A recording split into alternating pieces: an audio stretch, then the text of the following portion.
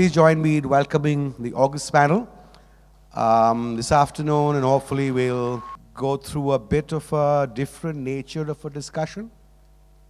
You heard the buoyancy, the confidence. We're there. It's a hockey stick. The kites are flying. So I'm going to put a bit of a contrarianness to this and say, 20 years ago, the MNCs and FMCGs used to speak the middle class, the earning power, the power of smaller cities. Didn't come together, and maybe I'll guess the reason why. About 15 or 10 years ago, there were many external brands who said, buoyancy in India, luxury will work well, lots of hotels. Didn't happen. And the question I always ask myself, I did some work in the mid-scale business too, and the subject is a bit of a close-ended statement, to say, why were those statements found to be a wrong prediction, and what can we learn from there? And maybe my learning was, did we package it right for the customer in India, or were we running structured packaging in the FMCG or MNC world that didn't click with the typical India? Is there a story on mid-scale, or actually there's a growing story on the earning power of the middle income human being and customer, and what is it that they need, and is the industry providing that change, that nuance, which justifies what we are saying? So my first question, ladies and gentlemen, and we'll go to the topic deeper, is all the numbers that I see tracking, and now I'm kind of looking at it from a bird's eye view, are largely from 14, 15 cities. Any of the trackers that are coming, which shows the buoyancy, shows the great average rates across very many segments, but all of you are going in, Northeast will work, Tier 2, Tier 3 cities would work. Does the data play in to give you confidence to say that 12, 15, 18% growth will come from new hotel, new location? Or because you're banking on the locations that are already there, which are largely in the Tier 1, Tier 1.5 cities? Just the first question.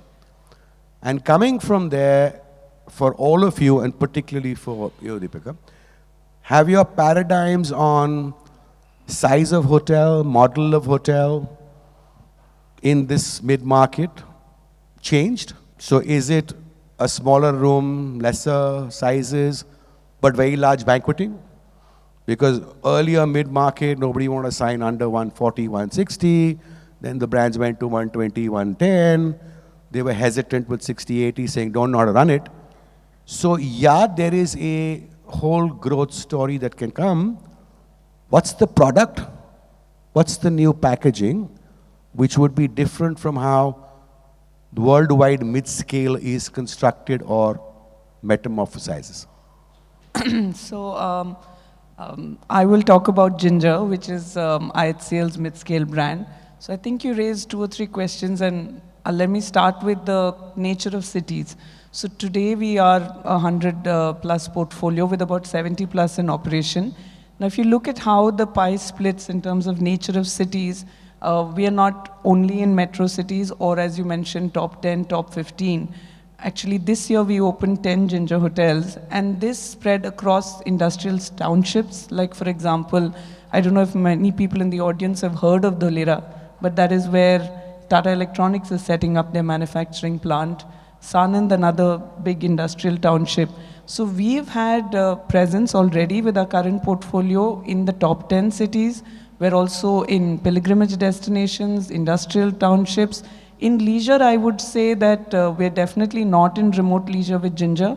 We are in what we call the leisure hotspots. So we opened a 250 plus room hotel in Kandulim very recently. So that's a well-established leisure destination. So we wouldn't, for instance, say go to somewhere in the hills where our brand wouldn't actually work out in terms of the kind of facilities a customer would expect when they travel there.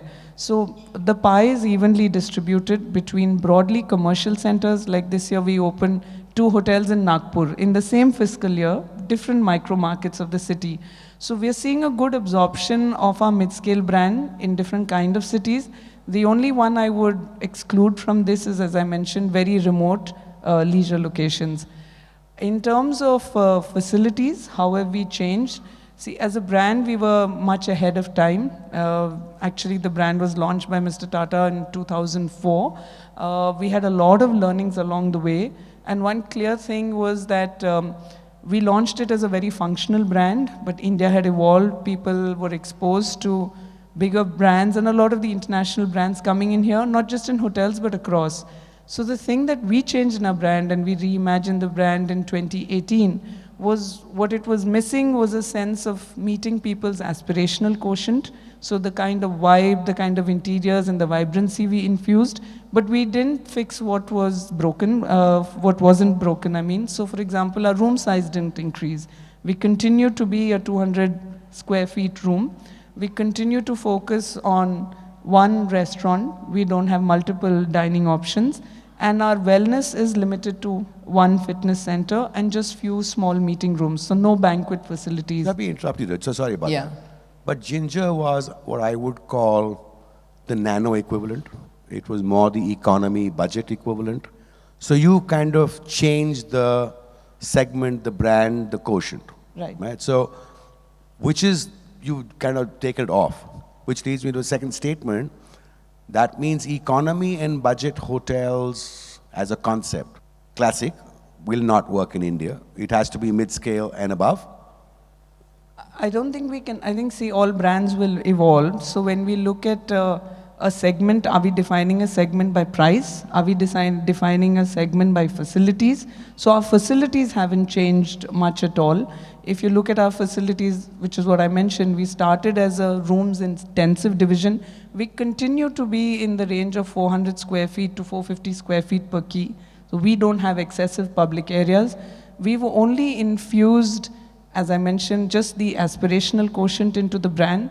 And now when you look at pricing from, of course, the time we launched to now, it's more, inflation has also grown that way. So I don't think we've really vacated our space, we've evolved the brand. Would you all agree, just short line answers from each? Yeah. Because I'll have a follow-up question to this. Yeah. So first of all, I think the definition of Tier 1, Tier 2, mid-segment, I think it needs a little more deep diving into. If you ask RBI what's a Tier 1, Tier 2, its definition is completely different from what we people in hospitality define places, and similarly the mid-segment. Coming from where you were talking about 15 years back, I think those are the days when we had this barbell effect. We had the economy and then we had the luxury, and in between there's nobody. So that's where Kellogg's and the people like these who predicted wrong things, they said that there was a huge middle class and it would be a big FMCG market. They failed. But recently, I think the middle class, as they say, is really growing in India. I think 30% of our 1.5 billion population is termed as middle class. That means they earn anywhere between 50,000 to 70,000 a month. That's the definition today. And these are the people who are coming from rural places, and they are coming into Tier 2s, Tier 3s and Tier 2s, either for work or for doing business, entrepreneurs, startups. So having said that now, so this is the reason that every minute they say 30 people are moving from a rural to the Tier 2 and Tier 2 to Tier 1. So that's the statistic which has come out from Startup India. So you see space in each of these locations you're talking about for 3 to 4 X number of keys, we'll answer that separately, to coexist and grow as the numbers we saw. Okay, Vikram? You've kind of changed your business model, so your answering on this model would be very interesting. Okay, so I'm going to be a little brand agnostic here, and but I want to actually put one point forth. I don't know how many will even agree with me, but I think the definition of this mid-scale, upper mid-scale, upscale, upper upscale, lower luxury scale. These are self-inflicted definitions by the industry, number one. I don't think we need to start capsuling us in those buckets. Because the customer doesn't look at us from that angle. The partners don't look at us from that angle. A customer does not get up in the morning and say, I want to go to a mid-scale hotel today. No, it doesn't happen. It's about convenience. It's about, obviously, price. It's about availability. It's about what suits my requirements.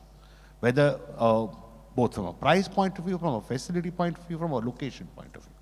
So having said that, I believe that a lot of the confidence is coming, or the narrative is being built only because of the fact of what is happening in the major cities. It is a fact. Tourism in India is beyond the 3 or 4 major cities, but it hardly gets covered beyond the Delhi, Bombay, Calcutta, Chennai, Bangalore, and Hyderabad. Probably one Goa that comes in between.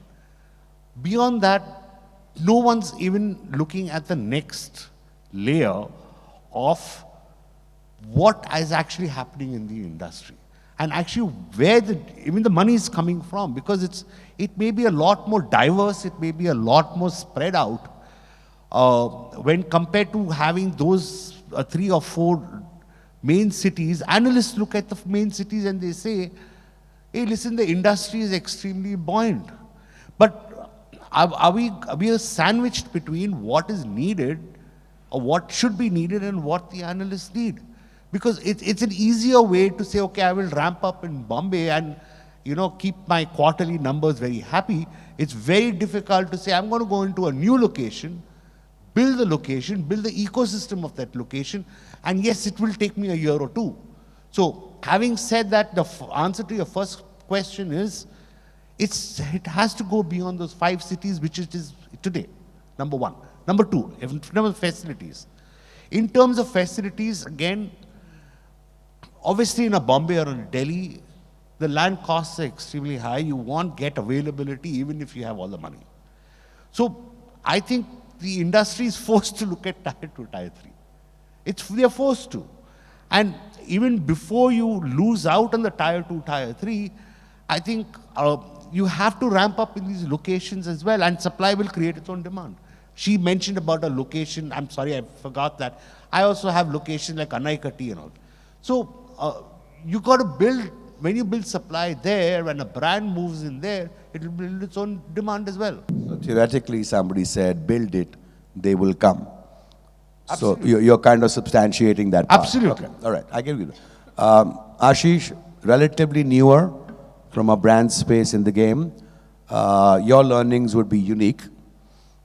Would love to hear your part of the story, and I'd come up with 2 of you on a secondary question. 2 of the hotels that we have signed, and we have seen this, and we've run the numbers, and we have seen one of our hotels in Uttarakhand, which is one of the most profitable hotels, is in a remote location, and it won't even qualify for Tier 4 or whatever it is.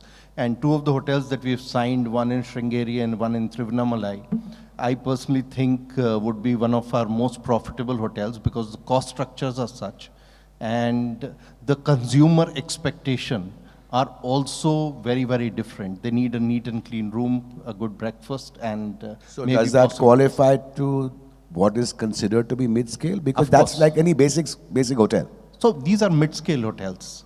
Okay, 40, 50 rooms, everything is sorted. I think, and the consumer expectation in these cities are also the same.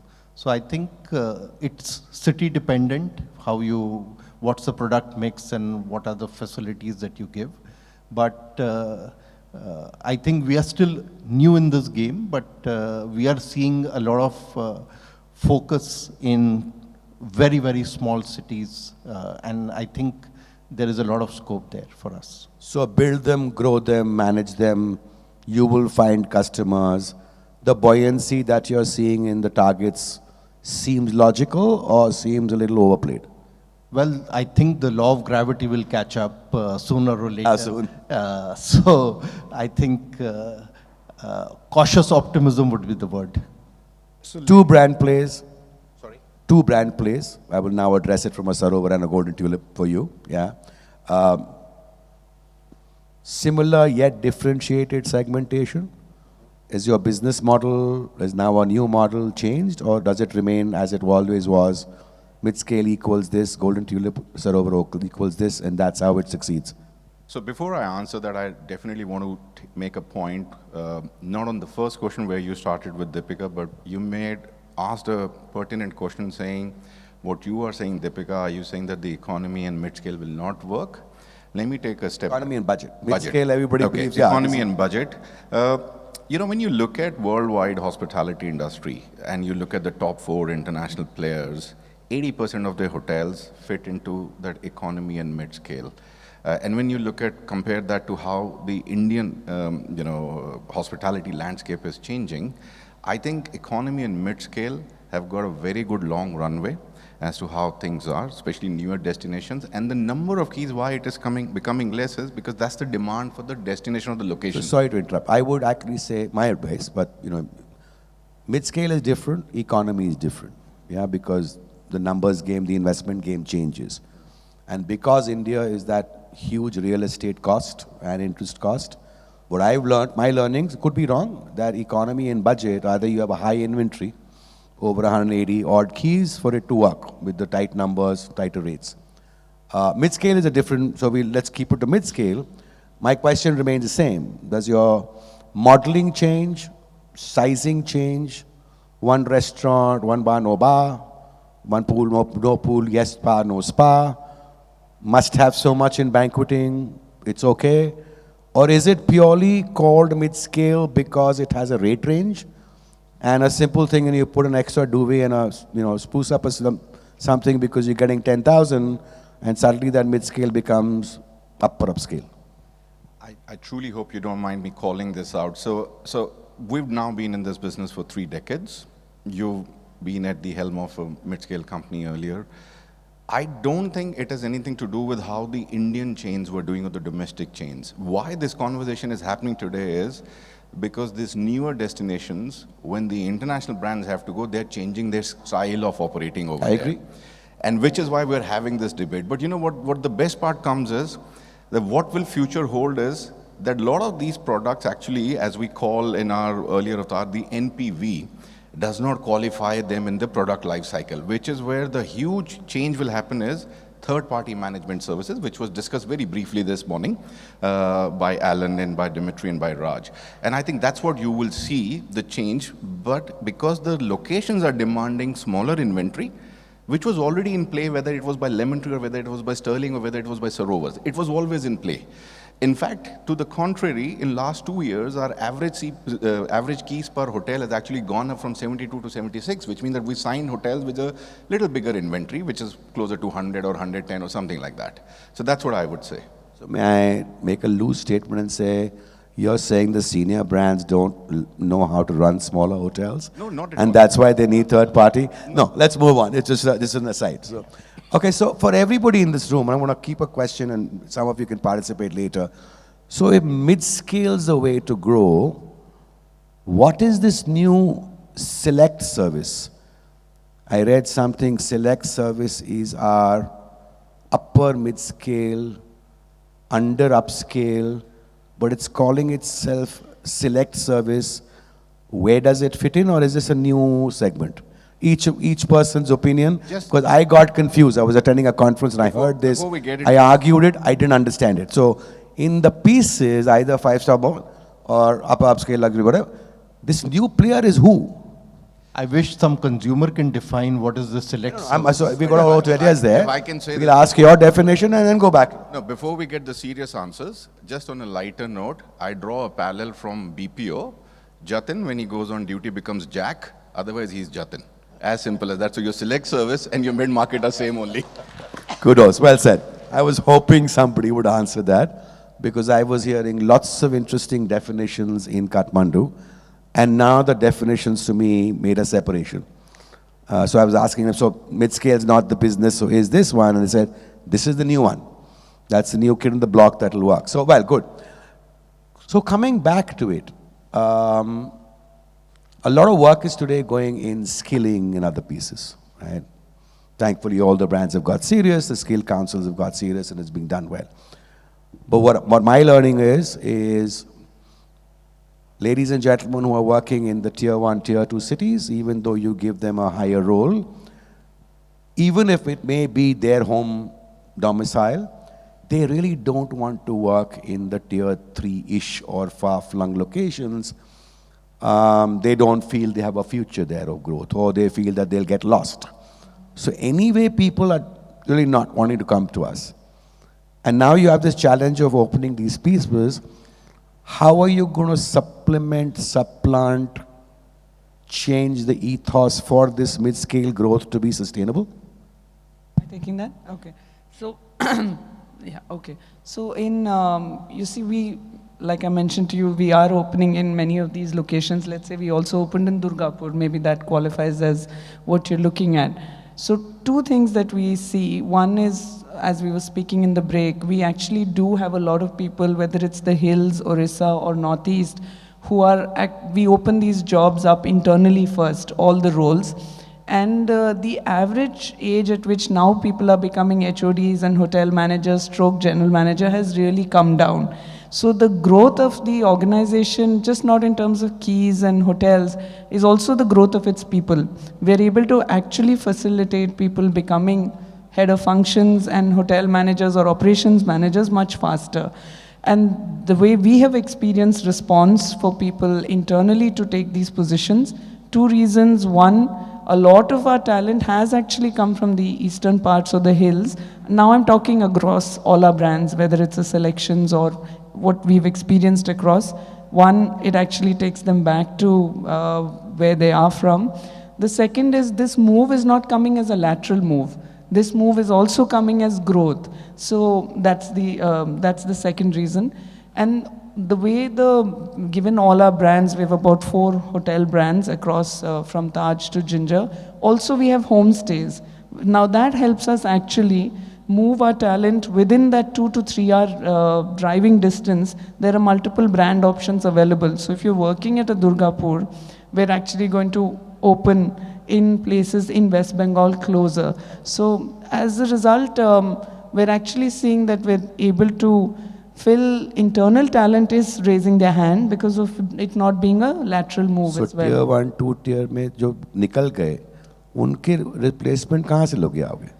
From here, from where, say that again? Okay, all right. Yeah, sure. Yeah. Vikram? No, so I was saying, no, so to just finish, I said it hasn't been a challenge to open hotels. We've even opened in Tawang.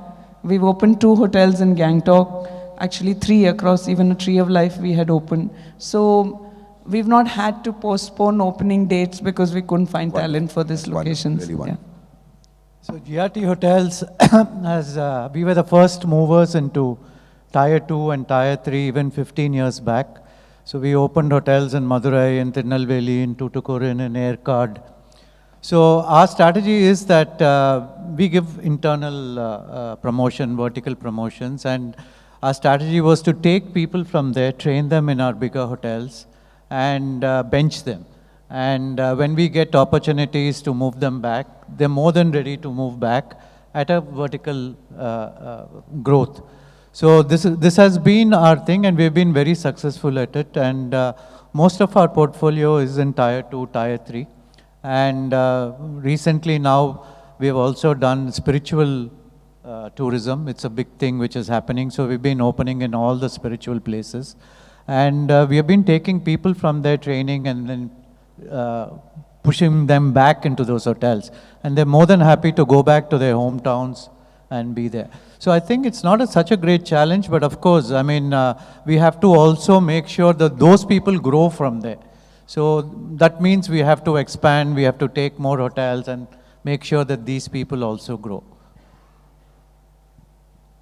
Okay, I'm not going to sugarcoat. It is a challenge.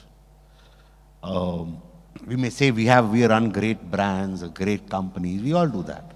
And I think one of the main reasons promoters come to brands, apart from business performance or distribution, is the availability of people. Now, and qualified people. Obviously, after COVID, I think this is the biggest challenge that we have. And let's face it, many of us will deal with them differently. For example, we deal with, in these kind of locations, we try to develop more the local talent. Up to a particular level, obviously up to a particular HOD level or an operations manager level. You have to develop local talent. You're going to these locations for exactly that reason. You're building the ecosystem in those locations, which also includes this, and it is a challenge. Now, it does take time to upskill people. It just doesn't happen in a classroom. Let's face it. So, they may not be ready on day one. They may not be ready on day 3, but it is a process, and it is a challenge that is that the entire industry is facing, and let's face it. So you would say that's a rider towards this huge trajectory. We must watch out for the fact that the promise versus delivery may be a little shakier than one wants it to be. No, absolutely. We can open 10 hotels, 30 hotels in a year, but the talent pool at the level where it's being you're facing the customer, and you have a particular brand promise. If you have a brand promise, I'm sorry, I'm making if you have a brand promise, or just put a name out there. If you have a brand promise and you have to deliver that brand promise, for that gentleman or lady to deliver that brand promise to the customer, you and I are not sitting and delivering that brand promise sitting in our AC offices. So how does that trickle down to that person? That's the challenge. And the fact that, okay, I was just speaking with someone yesterday. I said when we all started our careers 20, 25 years ago in this industry, there were just 2 options, probably the Taj and the Oberois. Today, the options are aplenty. So when the talent pool or the skill pool is reduced and it's getting a lot more diverse, it is a challenge. You can say engagement programs, cake cutting programs, the best, etc., etc. It is a challenge. Now, when we open a new destination, yes, you will leverage your existing resorts or existing hotels or talent from existing hotels for some time in a new hotel. That's the advantage that the brand brings in. But eventually, you have to depend on the local community to run those hotels eventually. Ashish? Most of Quick the answer points, for both. We are answer. but I don't have the problem of plenty like IHCL and Sterling possibly. But what we have done is we have promoted internally, sent people on promotions and managed few of the remote locations. But I think most of the points are covered. Jatin? Actually, if I can just say this in one line, I agree with Vikram on the challenge part, but I genuinely feel, and I hope all of us would agree, that your challenge is not really on the general manager and HODs, because you have a lot of programs for that. Your actually challenge is on the rank and file and supervisors, especially in remote locations, because everybody from local community in remote location is aspiring to go to a bigger city to make something for their family and for their own career. So I think the challenge lies over there, if you ask. So I'm going to pick up from what you said, and I'll come back to you. You said something about third party. So is the answer for all of you, take properties on franchise, make the fees from franchise, give this headache to the third party operator? Maybe that's a solution to your problem as a brand, as owners. No, so because the growth will answer for itself, numbers will multiply. So franchise and third party are 2 different business models. No, I'm just but I'm your just solution saying, to your but the solution is not franchise, not at all. For us, we started with Sarovar Golden Tulip. Golden Tulip, we being the master franchise from our principal partners, that is our first brand if anybody wants a franchise. Today, as a company with 137 hotels, 95% of our portfolio is still in managed, within Golden Tulip family as well. So our route is very clear that we do not mind going into franchise, but with open eyes, which means that you go with the right partners or the right promoters who have a vision, who will probably do something with the brand and not make it into a brand detractor. Okay, because a lot of people now, they had started franchise, stopped franchise, which is stop-start. Now some of the senior brands are again reconsidering, and that's why the opportunity for third party. I was just giving it as a flippant suggestion to you both, but you wanted to interrupt. I was as they were talking, I was listening to them, I wanted to mention that one way in which we're looking, and exactly the point that Vikram was saying about frontline staff, or Jatin was saying. So what we have done is today we're operating 47 skilling centers, and we're looking at positioning these skilling centers where the talent is, not in a metro city, etc. So to give you an example, whether it's Baramulla, whether it's Guwahati, whether it is, and we're working with 2 sister organizations here, like Tata Strive, which actually mobilizes the students, because to be our forte comes in curriculum, faculty, on-the-job training, certification, and also post-certification employment. But mobilizing the youth or any deserving or anyone from the marginalized communities to bring them into the skill centers, and we do 4 streams there. So it can even be after 10 standard if it's an housekeeping associate. And then in these skilling centers, like the one in Guwahati which we're running, takes a batch of almost 250 to 300 youth every year. So this continuous process that we're doing, and like yesterday we have also signed one to do in Goa, this is actually addressing the frontline associate staffing, and I already covered about the HODs and the GMs. So just to add If I may, I'm Yeah, so sorry go to on. interject. I think you raised a very interesting point on franchises. If I may, not to offend anyone. Please be controversial. We were there for A franchise is like, okay, dumping the problem back onto someone. That's what you're trying to say. It's like a live-in relationship. You know, you're either a management contract is more like a marriage, right? And it is a fact. I mean, I don't have any responsibility. So which one would you franchise. advise everybody to go for? The first or the second? No, I think, I don't believe in the first. I don't believe in franchises any which. I don't believe in live-ins. So it's just not about taking the malai and not having any responsibility. By the way, Vikram, you got married very late, huh? So Okay, so stepping away, just to add to what Deepika was saying, something that I learned at Lemon Tree Hotels, and I would really maybe recommend to the others too. The one program that ran for the last 4 or 5 years before I left is that it didn't matter if you hadn't even done class 10. As long as you were phonetically familiar with language, doesn't have to be English, you had done at least about 4th or 5th class in studies in school, but you came from a family that had a below, what is called a BPL certificate, which means your family was below poverty line. And then you would recruit them, train them for the next amount of time on a trainee basis, brought them up to an assistant level. So you were both engaging socially, responsibly, and also creating the employment within the in the place that you were at. And therefore there was a whole engagement with the community as well, which went much higher. And the acceptance of hospitality as a business, as an industry, to risk your young ladies and gentlemen with in these locations, it's a bit of a challenge, got surmounted.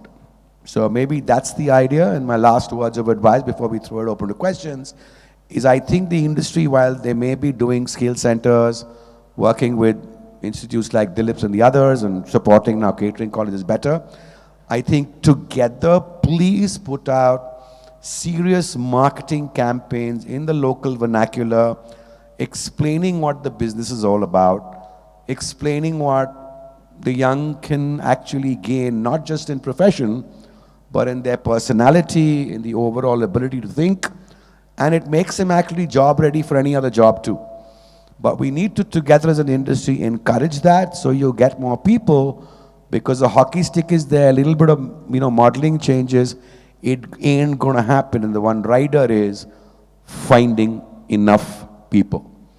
Right and wrong you can decide when you recruit them. So the story is, it's a success story, nothing stops. Sizing, branding, etc. is a little convoluted, will always remain. India mein aisa hi hota hai and aisa hi hoga. So have a great future ahead. I think everything looks bright. Thank you for being here and have a great afternoon. Thank you.